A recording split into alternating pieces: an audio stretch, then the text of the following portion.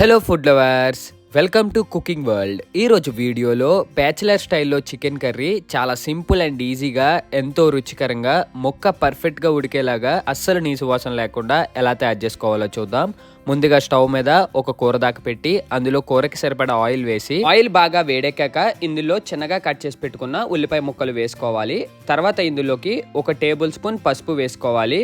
పసుపు వేసిన తర్వాత ఇందులో 1 టేబుల్ స్పూన్ సాల్ట్ వేసుకోవాలి. ఇప్పుడు గరిటెతో ఈ ఉల్లిపాయలు బాగా మగ్గేంత వరకు కాసేపు అయితే కలుపుకోవాలి. మనం ముందు సాల్ట్ వేసాం కాబట్టి ఫాస్ట్గా అయితే మగ్గుతాయి అనమాట. ఈ విధంగా మనం గరిటెతో కాసేపు కలుపుకున్నాక దీనిపైన మూత పెట్టేసి కాసేపు ఉల్లిపాయలు అయితే మగ్గనివ్వాలి. ఇప్పుడు ఒక గిన్నెలోకి చికెన్ తీసుకోవాలి. మేము 1/2 kg చికెన్ అయితే తీసుకున్నాం అనమాట, స్కిన్లెస్ బ్రాయిలర్ది. ఆ చికెన్ లోకి ఇప్పుడు అల్లం వెల్లుల్లి పేస్ట్ వేసి ఈ చికెన్ లో ఈ అల్లం వెల్లుల్లి పేస్ట్ బాగా కలిసేలాగా చేత్తో అయితే మసాజ్ చేస్తూ కలుపుకోవాలన్నమాట. ఈ అల్లం వెల్లుల్లి పేస్ట్ వేయడం వల్ల మనకైతే నీసు వాసన పోతుంది. కాసేపు అయిన తర్వాత మనం కూర దాకాపై మూత తీస్తే ఈ విధంగా ఆయిల్ పైకి తేరి ఉల్లిపాయలు అయితే బాగా మగ్గుతాయి. ఇప్పుడు ముందుగా మనం కలిపి పెట్టుకున్న చికెన్ ఉంటుంది కదా, అల్లం వెల్లుల్లి పేస్ట్ వేసి సో ఆ చికెన్ ముక్కలు అయితే ఇందులో వేసేయాలి.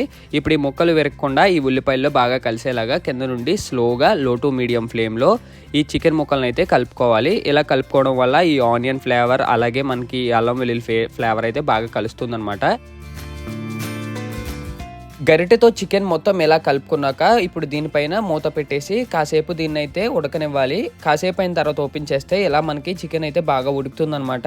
ఇలా ఉడికాక ఇప్పుడు ఇందులోకి తగినంత కారం వేసుకోవాలి. నాన్ వెజ్ కర్రీ కాబట్టి కొద్ది కారం అయితే ఎక్కువ వేసుకోవాలి. 2 టేబుల్ స్పూన్ల కారం వేసి తర్వాత ఇందులోకి తగినంత సాల్ట్ వేసుకోవాలి.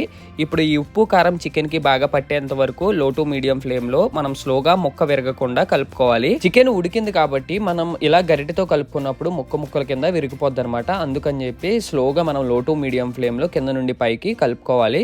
ఇలా బాగా కలుపుకున్నాక ఇప్పుడు ఇందులోకి తగినంత వాటర్ వేసుకోవాలి. వాటర్ వేసినప్పుడు మనం క్వాంటిటీ బట్టి అయితే వేసుకోవాలి. చికెన్ కర్రీలో ఎప్పుడు వాటర్ అయితే ఎక్కువ వేసుకోకూడదు. ఎక్కువ వేసుకోవడం వల్ల మనకైతే సప్పసప్పగా ఉండి అస్సలు ఫ్లేవర్ తెలియదు. కరెక్ట్గా ఉండాలంటే చికెన్ కర్రీ ఎప్పుడైనా సరే క్వాంటిటీ బట్టి మనం కొద్దిగా తక్కువ వేసుకోవడమే బెస్ట్. ఇలా వాటర్ వేసుకున్న తర్వాత గరిటెతో కలుపుకుని ఇప్పుడు దీనిపైన మూత పెట్టేసి లో ఫ్లేమ్లో కానీ లేకపోతే సిమ్లో కానీ చికెన్ అయితే కాసేపు ఉడకనివ్వాలి. ఒక 5 నిమిషాల తర్వాత దీనిపైన మూత ఓపెన్ చేసి సన్నగా చీరుకున్న పచ్చిమిర్చి ముక్కలు అయితే వేసుకోవాలి. ఇలా పచ్చిమిర్చి వేసిన తర్వాత గరిటెతో అయితే పచ్చిమిర్చిని ఇలా కలుపుకుని ఇప్పుడు ఒక క్లాత్తో ఈ కూర దాకని ఆయిల్ మొత్తం ఇందులో కలిసేలాగా కాసేపు అయితే అటు ఇటు తిప్పుకోవాలి. ఇలా తిప్పుకొని దీనిపైన మూత పెట్టేసి ఇప్పుడు ఈ చికెన్ కర్రీలో మసాలా తయారు చేసుకోవడం కోసం ఒక మిక్సీలో కొద్దిగా ధనియాలు అలాగే కొన్ని గసగసాలు వేసుకోవాలి. గసగసాలు వేసుకోవడం వల్ల ఒక మంచి ఫ్లేవర్ అయితే వస్తుంది అనమాట చికెన్ కర్రీలోకి. తర్వాత ఇందులోకి కొద్దిగా జీలకర్ర అలాగే కొన్ని లవంగాలు వేసుకోవాలి.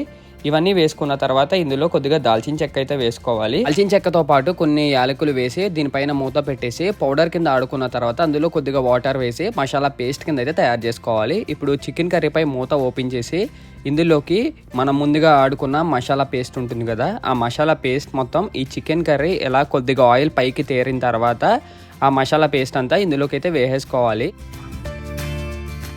మసాలా తయారు చేసుకునేటప్పుడు కావాలంటే జీడిపప్పు కూడా వేసుకోవచ్చు. జీడిపప్పు కూడా వేసుకోవడం వల్ల చికెన్కి మంచి ఫ్లేవర్ అయితే వస్తుంది. సో ఈ విధంగా మసాలా పేస్ట్ అంతా ఈ చికెన్ కర్రీలో బాగా కలిసేలాగా లో టు మీడియం ఫ్లేమ్లో గరిటెతో కాసేపు కలుపుకున్నాక కూర దాకాపై మూత పెట్టేసి కాసేపు అయితే ఈ చికెన్ కర్రీని బాగా ఉడకనివ్వాలి. బాగా ఉడికిన తర్వాత ఓపెన్ చేస్తే మనకి అదిరిపోయే చికెన్ కర్రీ అయితే రెడీ అయిపోద్ది అనమాట. Bachelor style chicken curry. కావాలంటే దీనిపైన మనం కొత్తిమీర కూడా స్ప్రింకిల్ చేసుకోవచ్చు. ఇదైతే పక్క నాటు స్టైల్లో అయితే ఉంటుంది. బ్యాచిలర్ స్టైల్లో మనకి ఏ విధమైన నీసు వాసన లేకుండా చాలా సింపుల్ అండ్ ఈజీగా ఎంతో రుచికరంగా ముక్క పర్ఫెక్ట్ గా ఉడికి టేస్ట్ అయితే అదిరిపోద్ది. వీడియో నచ్చితే లైక్ చేసి షేర్ చేసి సబ్స్క్రైబ్ చేయండి.